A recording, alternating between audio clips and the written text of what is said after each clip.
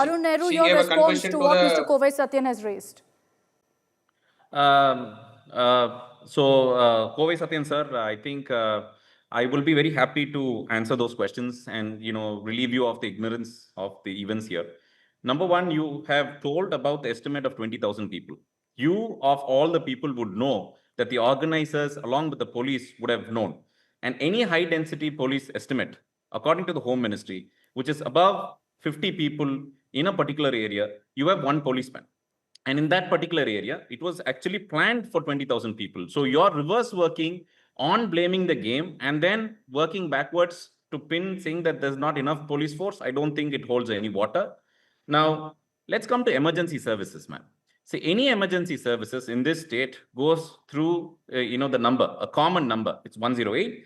And any private or government service that is available in that area caters to the service. So just because a private ambulance reaches a spot doesn't mean it hasn't come through the government service. So I think that will clear the point. And I still don't want to make this a political game, madam. I think we're all learned people here. And I want to make this as an objective point where we don't will you allow me have to this reoccurrence of a situation. Sir, let me finish, Kovai Satyan, Just sir. I hold did on, not Mr. interrupt Satyan. when you were talking. So please let me finish and then you're always welcome. Now, every other point that Mr. Kovai Satyan had made actually points to only conspiracy theories. There is not enough data. And last but not least, these MPs from BJP that visited Karur today and the lady that actually had put up another theory is I'm surprised why they haven't still gone to the police or to Mr. Kovai Satyan to actually access the police.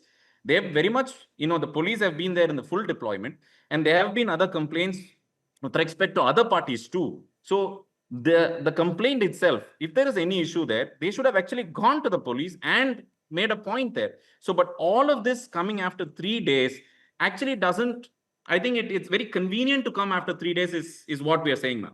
No, so are you suggesting that there's a conspiracy then to kind of twist what's happened?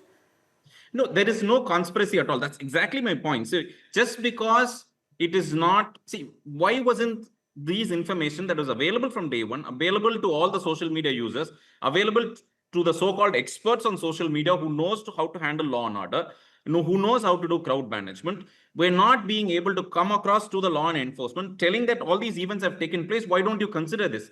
It's just not okay if you just go online, burst out and not reach the law enforcement and again seek action. I don't think. No, but Arun Nehru, the fact that you're seeing arrests today, including that of a YouTuber who raised questions about the circumstances of a stampede, are we setting a wrong precedent by going ahead and doing that? Are we suggesting that asking questions will lead to your arrest? Today, if I ask a question about what happened in the stampede or suggest that, look, this woman has said this, there could be a conspiracy, am I going to be arrested for that? No, it's. I don't think that's just a completely wrong narrative that's being said there.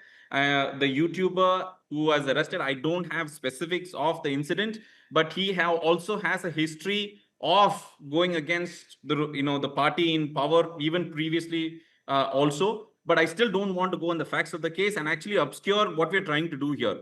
We're trying to get. Surely going against the party in power is not a crime to raise questions. No, Kovai Satyan, go ahead before I bring in Dr. Let me again make this clear. Let me please finish the sentence. Interrupting me really doesn't help.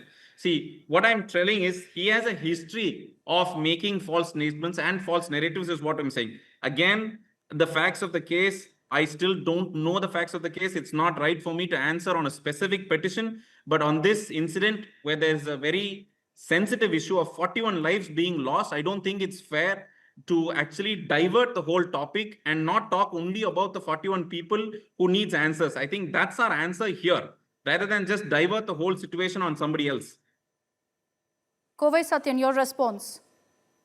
To Honorable MP, Mr. Arun sir, the fact is, the FIR, not even one complaint were from the victim or victim's families. It is the police who filed the FIR on their own and started taking actions. That is clear. It is upon the police request 33 private ambulances came to that location. The question is, did all the 33 ambulances took the victims to the government hospitals? But there are records which says that people are taken to the private hospitals because government hospitals were overflooded that day. There were no pediatric doctors. Doctors were called from the nearby district. Why it has taken 3 days for this government to give that data? It was my question. I didn't say that 33 ambulances all came by themselves. It is police who requested the ambulance to be present at that place, sir. And the point other is, TVK estimated 10,000 people, 500 police force were deployed at, but it is your government which predicted 20,000 for a ratio of 20:1, which says today, our additional chief secretary says that 1,000 policemen were present. Why did DGP contradict this statement earlier, 3 days ago at the Trichy press conference, stating that all 500 police personnel were present there, while there were hardly 100? Aren't you seeing a discrepancy in your own claims that you make? And where is the truth behind all these incidences? Did anyone start this conspiracy theory on day one? It was not started by anyone. It was on day two, after the government started giving out data, that everything was handled properly, everything was in place. We did the best. That's where this theory started. And from that time onwards, this government was in a denial mode. And today, after the chief secretary's press briefing, there is a different dimension to the entire episode.